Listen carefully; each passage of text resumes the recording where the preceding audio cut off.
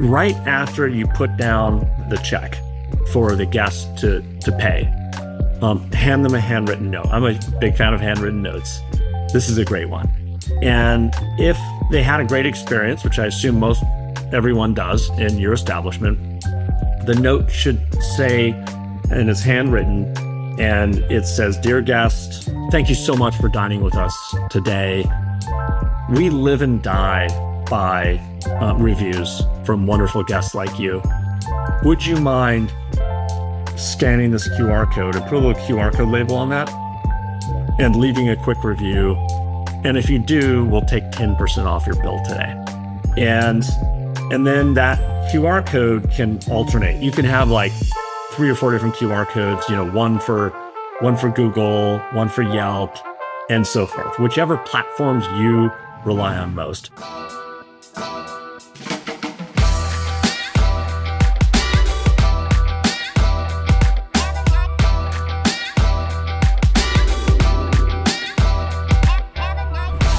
You mentioned a bit ago, I don't remember how many, if it was a couple weeks ago or a couple days ago or something, that the AI agent had started acting eerily like a human. Yeah. What was the sort of the spark? What was it that made it seem like, oh my gosh, now it's human? We tapped into a more sophisticated model. So these AI companies like ours, there's like a couple of different components. You have these agents that all collaborate with one another. So like Mia, for example, is about 50 different agents. So we have a Mia that just is a totally separate agent that engages the lead. We have a Mia that schedules an initial walkthrough with the event coordinator. We have a Mia that will answer questions. And all those Mias have kind of like walled off garden to one another, but they collaborate with one another when they need to. And so that keeps it so that the Mias are able to, they don't hallucinate. I don't know if your viewers have, or listeners have heard that word with respect to like, ChatGPT or Gemini or Grok. Like sometimes you'll ask these models for information and from time to time they'll say the wrong thing. That's called a hallucination. And so the moment Mia became eerily human was when we upgraded to a higher level model on the back end. So we use a combination of OpenAI and Gemini, and then we upgraded Mia and all the what's called prompt engineering, which is the instructions that we give Mia, and then we rolled that out one day, and the day I had written that post, or maybe that post was a day or two after, and it was eerie. The change, and very few guests will ever ask whether Mia is an AI. And of course, if they do, that she answers truthfully and she says, actually, I am an AI assistant. But probably 1 in 1,000 guests will ask. What is the thing that makes it feel more human? I mean, that's just thousands and thousands and thousands of conversations. And what we do is, like at the beginning of an engagement with a restaurant, we'll take all the emails that they've ever sent back and forth with guests for private events, and Mia will take all that information so that she can model herself in terms of the natural language and so forth. For example, we work with one of the largest wedding destinations in Hawaii, and Mia is not called Mia in that case. She's called Lei, L-E-I, and she starts everything off with aloha and ends her messages often with mahalo. And one of the first things she does is she scrapes the website and any information Google has about the restaurant, Yelp and OpenTable and Resi and so forth. And she'll take on the little nuances of how you guys speak. And so that's really it. And then, of course, there's probably a lot of pixie dust that I think OpenAI and then my software engineers, we have a 7-person software engineering team. So there's probably a lot of pixie dust that they sprinkle on there to make her sound. Well, I guess maybe another way to ask is, what are the things that make it feel not human?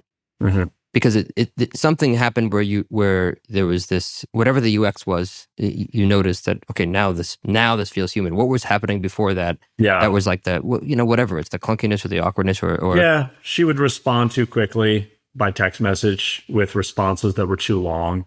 She would be overly polite, over and over, thanking them. She would, yeah, toward the beginning, she would make all manner of little nuanced, errors that, humans kind of have antennae behind antennae that pick up on, like, is this person human? I think it's called the Turing test, right? And so with Mia, she's gotten better and better and better to the extent that all those little nuances, precisely how long she takes to respond to text messages. For example, someone will say something, how long she responds from time to time. She'll make little on purpose, little grammatical or spelling mistakes and so forth. And all that kind of adds up to feeling human. Yeah. I think it's so smart too that it's text, because you also have like a lot more window of error. Yeah, that's a great point. That's a great point. What's the, have you thought about sort of the long-term vision for what you're building here?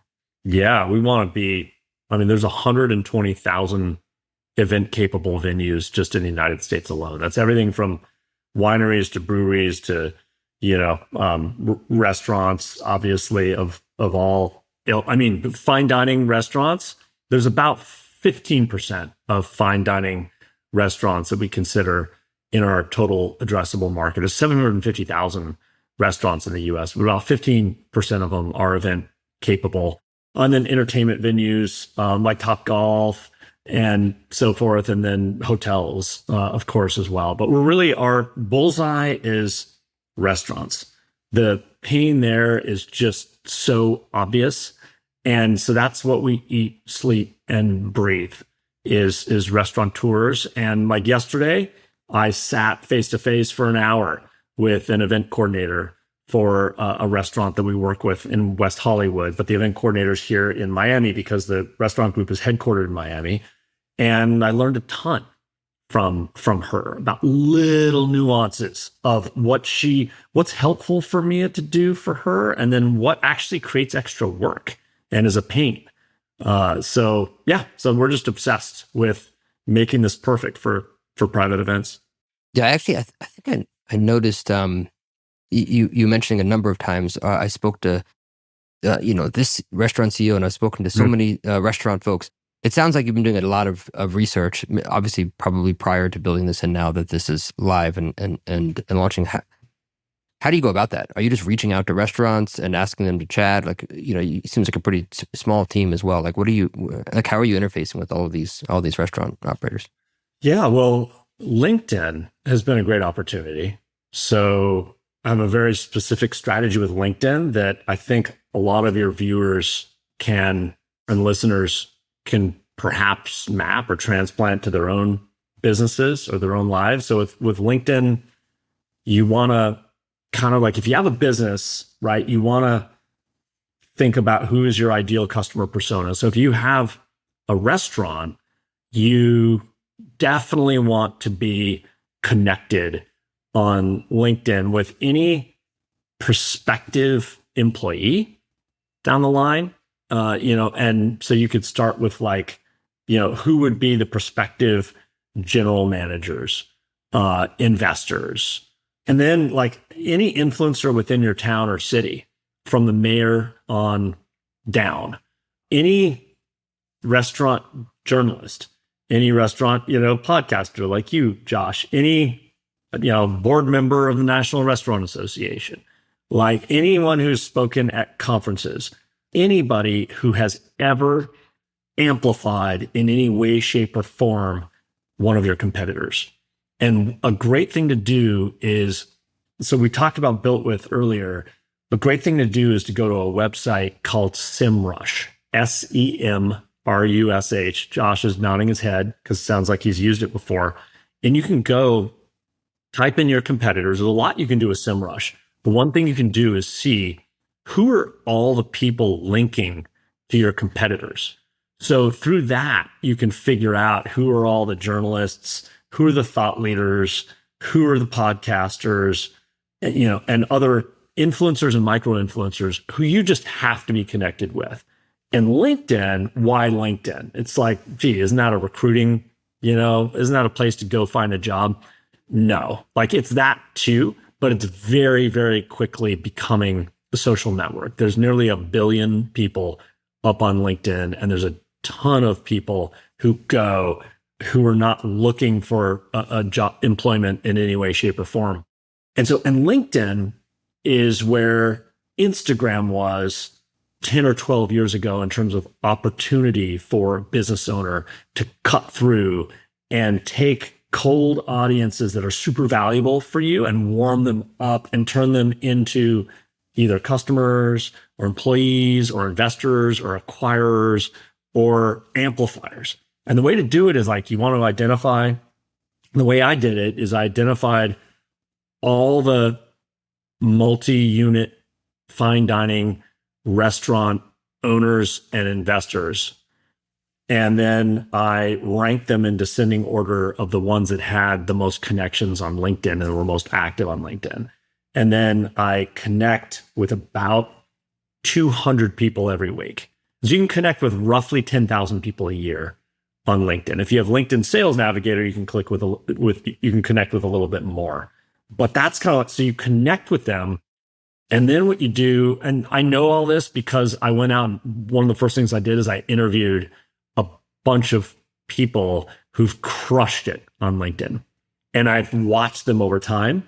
And I'm like, tell me how you did it. You know, I have this value to give you. In return, give me the blueprint. And so success leaves clues, right? So I would interview these people, and then they tell me exactly how they crack the LinkedIn algorithm. And then I kind of took the common threads between all of them, and then that became my playbook. And I'm giving it to you right now. So, or parts of it. I can't give you all. We don't have enough time, but I think this is super. Would you agree, Josh? This is really valuable for your listeners. Yeah, because it depends on the context of the restaurant operator versus the. I mean, I'm sure there's a lot of things they're trying to do online.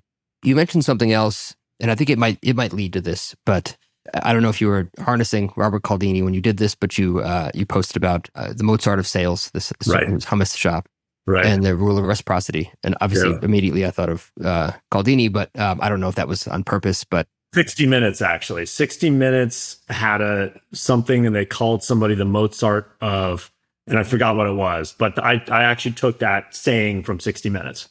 Yeah, but there's a guy, and I don't know if you knew him, if you were just sort of like reiterating the story that you had heard about this hummus, the guy that was selling hummus, and I thought it was a really great anecdote. Yeah, he's at the farmer's market 2 blocks from me every Saturday, and he blows my mind. So I had to write a piece about him. Yeah, do you mind sharing that story? So that was a really interesting. You just approached a.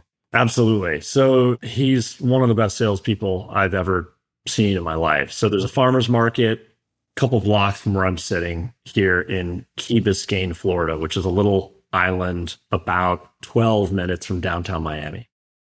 And he comes every Saturday, and he has a small booth, and it's all Middle Eastern food, and he's got the various dipping sauces like hummus and tabbouleh and lebne and baba ganoush, everything stacked up like that. So you see like this wall of goodies, basically. And then he's got his pita bread, he's got his baklava.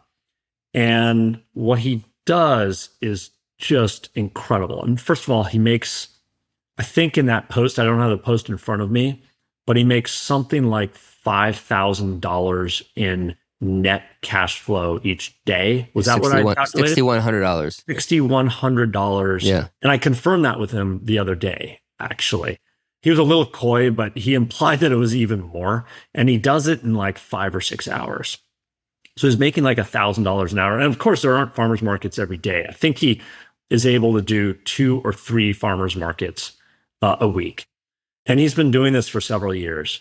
And what he does is he just evokes reciprocity all day long. And what I mean by that is he is giving out samples almost continuously. And so you're standing there, and not 7 seconds go by before he's dipping a piece of pita in not one, but typically 2 or 3 of the dipping sauces, which I'll explain why he does this. and then he holds it out to you. So even if you weren't hungry in the moment or whatever, it's just right there in front of you. You're going to take it. And then he doubles down. So the moment after you eat it, and there's typically, in order to make the $6,000 in a day, there's usually 7 or 10 people around his booth, because people also just want free food. And he's got this incredible energy, and he's smiling, and he's positive, and he's joking. And then the moment after you've eaten it, what does he do? He gives you another one. And he has a great move too. There are people, I have photos of this actually. There are people who are like, no, I don't want any more. And he has this move where he'll take the pita right underneath like that and he'll smile, right? So you can't deny this guy. And so you keep going. And then what happens? You feel, even if you had no plans to buy anything, you feel the sense of reciprocity. You feel the sense that you want to give back, right? And that's probably the most powerful psychological phenomenon in sales, because humans will typically over index on giving back if they've been given something. And so this guy, who's selling this Middle Eastern food, will, I don't know, in my post, because I spent a while like watching him and calculating what was the average ticket. It's something like $30. Let me pull it up. I think I have it here. So 80 orders per hour, every 45 seconds, the 3 dipping sauces sell. Yeah. And he upsells 50% of all customers with pita or baklava, $21 average. Yeah. Are you familiar with Cialdini's book? No, I know the name, but I'm not. There's a really great book by Robert Cialdini called Influence. It's the psychology of persuasion. Oh yeah, Influence. Yeah. Yeah, I know that. Reciprocity is one of the, I think there's like 7. It's reciprocity, the rule of commitment, rule of social proof. Yeah. Basically, like if you get somebody to publicly commit to something, they're much more likely to do it. Right. Yeah. He did the study, or I think in that book, Influence, he also cites a study where you have people in a shopping mall, and then there's the participant in the study, and the hands that person in the shopping mall a cold coffee, an iced coffee.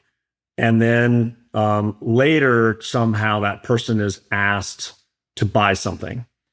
And then another set of the group is handed warm coffee, like hot, normal coffee. And the people that were handed the warm coffee are much more likely to buy, which I thought was totally fascinating. It's like a framing in sales. Framing can also be like subconscious. So warmth actually makes people more likely to buy. But anyway, this guy in the farmer's market, I think there's a couple of things operating here. One is just like, he's just so energetic and positive. I guess other people in the farmer's market are too, but like he exudes that energy and you want to be around it. And then he's picked, this is a great lesson for entrepreneurs, I think everywhere, is like he's picked a type of cuisine that is pretty much universally loved and very versatile. And it lends itself to, being bought in a farmer's market, but also upsell. So he'll mix all the dipping sauces in the sample to you so that when you say, oh, wow, that's delicious. He goes, great. That was this, and this. Would you like me to combine those? And so he'll take 3 dipping sauces. And then as he's having his colleague check you out, via Stripe or whatever it is, they've got the console, the wireless credit card console. He offers the baklava and the pita, and it's just game over. And I call it a tower of power when he's got like more than 2 dipping sauces. It's unbelievable to watch. It's really a lot of fun. It's smart, yeah. It really is. When I read it, I was just thinking all the ways in which restaurants can do this. I bet you could also with events as well. You talked about the importance of having a plan B. Yeah. Why is that? I mean, obviously it sounds somewhat obvious, but is there a backstory to that? Or well, it's good, I think, to have a plan B within your own business. And so to have multiple contingency plans. For example, for us, we're not just integrated with Triple Seat, right? It's 7 rooms. We spend quite a bit of time with Easy Cater, thinking about off-premise catering. And it's just important within your business to be paranoid. I think paranoia and a little bit of fear is really, really healthy. And then in terms of like plan B financially for one's own finances, at least for mine and the people I know who I really admire in terms of their financial planning. It's like, if you make your money in hospitality, don't invest in hospitality.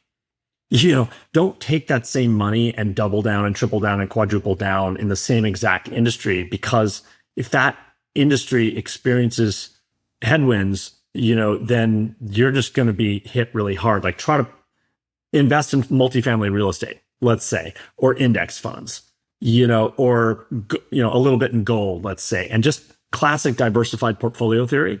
And so that's kind of what I mean by was there something that happened to you that sparked this this really important need to make sure you have a plan B? Because I've heard, by the way, that there's varying theories here, right, of if you're going to have focus in a business that you can just go all in. It's like, this is I'm going to be maniacally driven on this thing, and if this doesn't work, this is my hypothesis. I'm just doing this, and then of course there's the let's make sure we're hedging.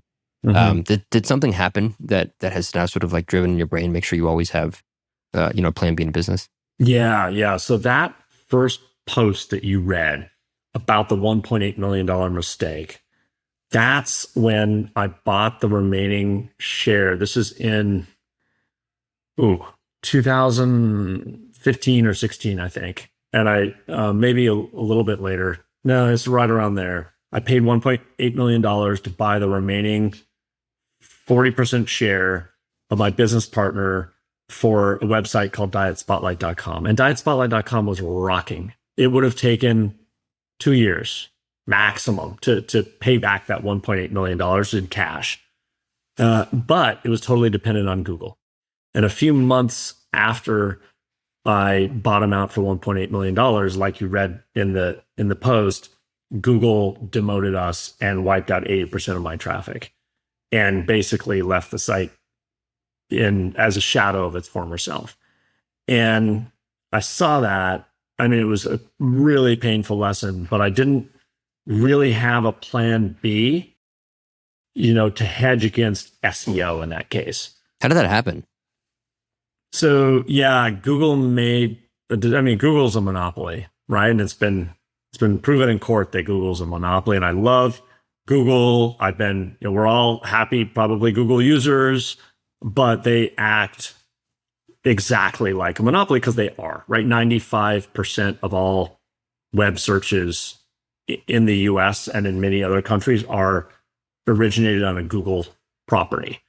And that is a monopoly, pure and simple. And so Google has had a long history of just making changes to its search algorithm that really hurt smaller businesses. And there's often no rhyme or reason to it. So with Diet Spotlight, I'll keep it short and sweet.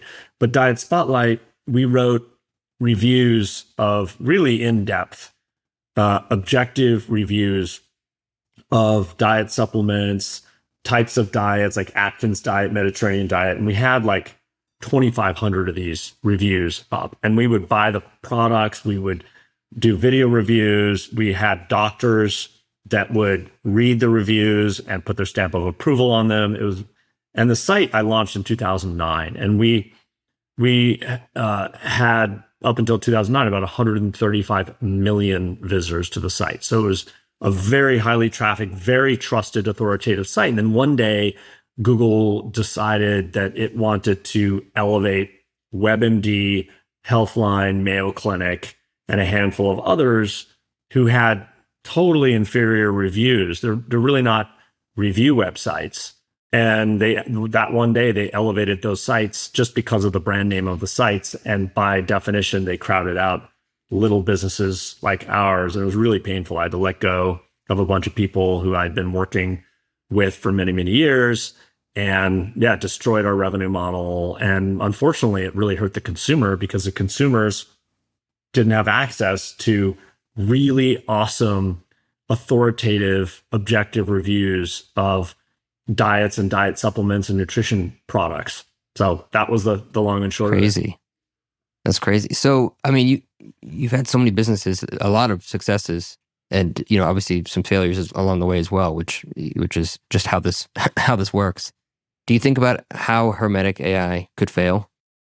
Yeah, definitely. I mean, I've learned a lot from businesses that haven't done well. And so Hermetic checks all the boxes, which is massive market, 120,000 event capable venues in the United States alone. And we've conducted hundreds of demos now, and we haven't encountered a single competitor, AI or non AI. For some reason, like lead management, which is very complicated to like, how do you manage and nurture leads that have come in is not nearly as popular as lead generation. So people are super focused on like buying media and going out and generating the lead, and not ironically nearly as focused on like taking care of the lead that you already paid for. And so it's got Hermetic is a huge TAM, total addressable market. We have high gross margins. We have a very efficient sales and marketing process and really low overhead. And the clients that we're working with love it. So we have high lifetime value or high stickiness, low churn, high retention. And so those are like those things that I just listed are often like the main reasons why businesses fail, right? They don't have enough gross margin, right? Their operating expenses are too high. Their total addressable market is too small. Like it's way too niche of a product or a service. You know, the sales and marketing expenses are too high, right? In the case of a restaurant, it's just too darn expensive to drive people into, drive foot traffic.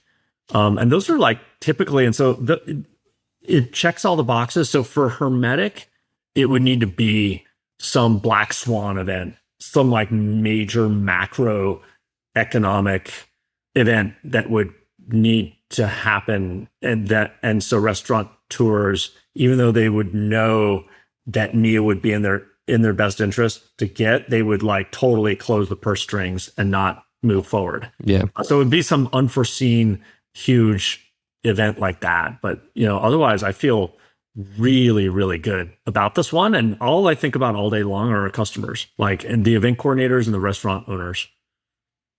You've grown a lot of businesses to pretty like large scale. I mean, these this skin cream, it's like 50 million before you sell. Like, there's a bunch of these examples of this. If you were going to give like a playbook to restaurants of just growing sales, let's assume it's a restaurant group, and they already have great food, great service. They want to increase sales. What would you recommend?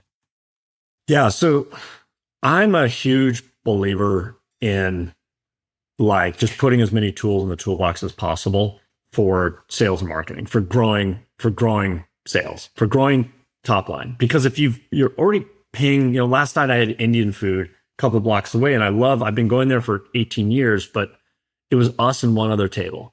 Granted, it was a Tuesday night, but like he does not do a great job of staying in touch and nurturing his current database. So the first thing I recommend is like, you paid all this money to bring in customers, export anybody from your open table and your triple C or 7 rooms or Resi, whatever platforms you're using, and who have spent X amount of dollars with you, or have been Y number of times. So they've been more than 10 times. Like, for example, I hadn't been back to that Indian restaurant in 2 years, yet I didn't hear a peep from him. It just so happens my colleagues are in town and really craved Indian food, and that's the reason I went. But had Mo, who's the owner and chef of this wonderful Indian restaurant, reached out to me earlier and stayed top of mind with me, I would have gone. So the first thing is like, nurture and stay top of mind with your, frequent guests. And the way to do that is just to be organized about it. And that doesn't really, email blasts don't really get read anymore. And so what it is it's like a handful of text messages, if you have phone numbers, daily, and you just like, you set a schedule and you don't bother people, right? It's just, hey, this is Mo. Haven't seen you around in a couple of years. Would love to come in and buy you a drink or whatever, And so staying in touch for sure. Here's a great hack that every restaurant should be doing. So right after you put down the check for the guest to pay, hand them a handwritten note. I'm a big fan of handwritten notes. This is a great one. And if they had a great experience, which I assume most everyone does in your establishment, the note should say, and it's handwritten, and it says, "Dear guest, thank you so much for dining with us today. We live and die by reviews from wonderful guests like you. Would you mind scanning this QR code and put a little QR code label on that and leaving a quick review? And if you do, we'll take 10% off your bill today." And then that QR code can alternate. You can have like 3 or 4 different QR codes, one for Google, one for Yelp, and so forth, whichever platforms you rely on most.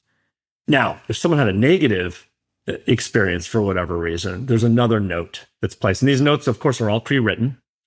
And you set the note there, and it's something like, "I'm so sorry that you had a bad experience today. Please, if you would love, I would love to earn your business for another visit. And if you come again, we'll take 25% off your bill. And then as the general manager, leave your cell phone number there. If you would like to chat with me directly, here's my phone number." That note is gold because it heads off at the pass the dreaded 1-star reviews that are restaurant crushers. They really hurt because you get like out of towners or whatever who are looking for where to eat. Like my colleagues last night, a lot of people just go to Google, or they go to Apple Maps, right? They're in the car and they're asking Siri, right? People like interact with different platforms in different ways, but hey, Siri, show me, great Indian restaurants in the area. Boom. The recency and frequency of high reviews, 4 and 5-star, will make it so you just show up much more often. And then 1-star reviews are killer because you have to get like 40 5-star reviews to make up for them. Yeah. If you already had a 4.3 or 4.5 rating or whatever, it really makes a difference. So this handwritten note thing, I'm quite partial to handwritten notes, but that gets responded to. And like, if you just, I think Siri heard me. Oh, that's right. Where you are. There you go. That's a great. By the way, I love the handwritten note company that you had started. Is that still around? Did you sell it? No, it didn't. I sold it, but I didn't make any money at it. Really leaned in hard into real estate agents. There are a lot of audiences that it would have made sense for. Like we really leaned into real estate agents, and then in March 2022, interest rates skyrocketed. Yeah. And real estate agents, as if in unison, cut their marketing budgets. And we were considered at $3 a note, we were considered a real luxury offering. And so almost overnight, our economics were turned upside down. And I had to sell the business 2 Decembers ago to close.com. It was an exit, but I don't consider it an exit because we didn't make any money. Is it still like around though, like the technology for people to use? Or yeah, absolutely. They have the handwriting robots, and yeah, absolutely. What is brain training? Oh, yeah. So I was at a Tony Robbins event. I took our 14-year-old for his 14th birthday to a Tony Robbins 4-day Unleash the Power Within event in San Jose. How did he like it? Your son? He was a little young, to be honest, for it. So like the 4 hours that he spends on relationships or whatever was a little dizzying for him. But I'm a huge believer, whether it's Tony or whoever it is, in positive psychology. And I am just a huge believer in like finding the golden pony in the manure type of, just glasses half full, right? And being around people who are really positive and in a space where when you're positive, you can think about your life for some time. So anyway, Tony is doing his thing. This is like 7 years ago or 8 years ago. And he talks about the best thing he had done the last year was this brain training called BioCybernaut. Sounds super out there, and it was. So there was an audience of 12,000 people at this Unleash the Power event. So I got all inspired by his recommendation for brain training. He spent about 5 minutes talking about like what it is and what it's meant for him. And so like after the event, I reached out to BioCybernaut and I booked an entire week. I flew out to Victoria, which is, adjacent to, it's part of British Columbia. Mm-hmm. You fly into Vancouver and then you take another plane. And then I drove an hour to this center that was like right out of, Severance or Lost or whatever. And it was pretty trippy. It turns out I was the only one out of 12,000 people that signed up. That's crazy. I know. I would have thought it would have been like at least several of us. And so I didn't know what to think of that. And I kind of asked why. And they said, well, you got to take a week off work. Pretty expensive. And it's also kind of weird, right? You're just being hooked up and it's like 12 hours a day. They hook up little sensors to 8 different areas of your brain. And then for 12 hours a day, 7 days in a row, you sit in a padded room, no windows, with a monitor in front of you, and you are to figure out how to control the different aspects of your brain to achieve what's called an alpha state, which is like, if you're exercising and you've got the endorphins and you're super creative and you're not thinking about the future, the past, you're just in a flow state, that's like alpha state. And it's a really great state. Took me like a full day to figure out how to do it inside that room. But once you figure it out, it feels really good. And so the irony of it is I don't actually recommend, I'm no smarter, that's for sure. And it's hard, it takes time to access that state. And I can do it. And it's pretty cool. Worth a whole week of work and all that money? No. But what was worth it was we did, in that you do take breaks and then talk with kind of like a therapist. And part of the work is you're in that state and then doing a bunch of forgiveness work, which sounds very like woo-woo. What is forgiveness work? You're like basically forgiving anyone that's ever in any way, shape, or form, harmed you in any way, and you're forgiving yourself for anything you've done. And you kind of like go through, you have a lot of time to do this. And you're thinking, why am I doing this? There's part of me that was thinking that, but I'll tell you, it was really, really useful. It makes so much sense. There's so much weight we hold from just, resentment or anger, either from others or ourselves. You know what's most interesting about that is that 12,000 people went to that, and you're the only one that did that. And it's so telling of, everybody has ideas, and most people are like, it's not worth it. There's probably too many people that are doing this, but there's actually very few people that really go and execute on an idea. So most of the time, when someone has that feeling of like, it's probably not worth it because somebody's already doing it, is a terrible like mental model to use, because you're actually competing with far fewer people than you think. To your point, like you would think if someone's going to Tony Robbins, they're already sort of ambitious and thinking outside the box. But you were, I don't know what the fraction of 1 in 12,000 is, but that like you were the only person that decided to go and do that. It's pretty incredible. Yeah, it was cool. It was, the irony, I'm glad I got the forgiveness work out of it, because I don't think the brain training, it's not really backed by science if you really ask GPT, whatever.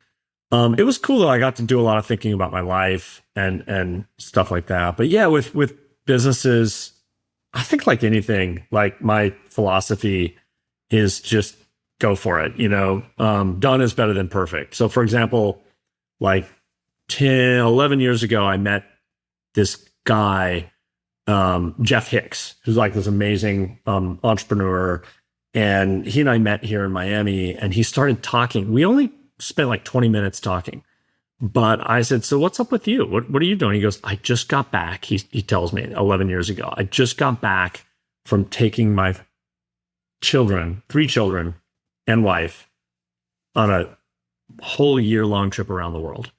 And we pulled them out of school, and here's what we did. And like, it took 20 minutes. We maybe talked about the around the world trip for 15 minutes for me to be completely convinced that this is exactly what I wanted to do. So I got home and then asked my wife, and she thought it was a great idea. And I'm like, let's freaking do it. And so I spent a year planning it, like 15 hours a week. And then in 2014, in June, we took off and we traveled. We took our kids who were 5, 9, and 11 at the time, and we followed the good weather around the world. And we went to 36 countries and 6 continents. In 13 months, we ate like 1,200 meals together.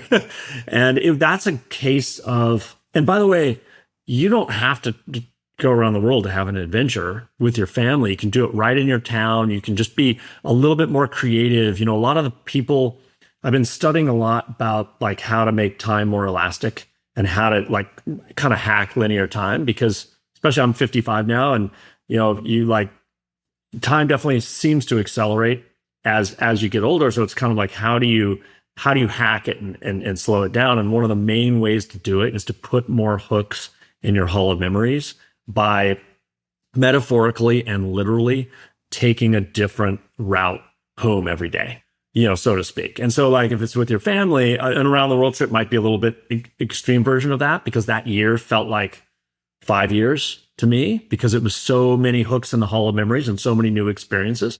But you can do it in a van or an RV or in your own town or with a scavenger hunt. And so that was a good lesson for me. I love that. Have you read Die with Zero? What is it called? Die with Zero by Bill Perkins. No. You'd love that book. It's funny. I actually just got finished reading it maybe like a couple weeks ago. But this is the Kleiner Perkins guy or another? Yeah. Okay. He's a poker player, incredible investor. You've heard of him before, but he's got this book called Die with Zero, and basically the premise is that experiences are our currency, and they sort of compound over time. And it really, like, I'm 44, so we're about a decade apart, but it really made me think a lot more about the investment in the time that we spend when we think about taking that trip or not taking that trip, and is it worth the time and the spend. And these experiences are what make us, happier over time. And I see it just from when we take our kids on a vacation, we go to the Caribbean or wherever. When they come back, they're noticeably different in a better way. They're noticeably like a little bit more evolved, a little bit more aware, a little bit more of themselves from these trips. And you see it, and you realize like, man, you got to make sure you take time to like have these experiences. And again, to your point, you don't have to go for a year and a half. You don't have to go around the world, but it is important. And I think about this a lot because I spent 20 years in the restaurant industry before I started, in this tech world. And for most of that time, it was 100-hour weeks every week, doubles, holidays, weekends.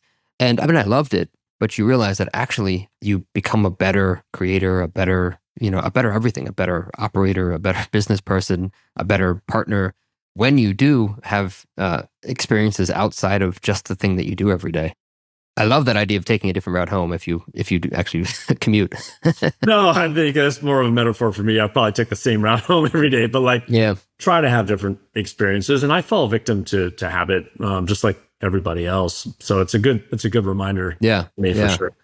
Well, this is great, man. I really appreciate you taking some time, and I'm stoked to see what you keep building with Hermetic AI. If it's anything like the things you've done in the past, then I think it's going to be really successful. And I love just seeing folks that have built other businesses built in the restaurant industry. So thank you. Awesome. Thank you, Josh.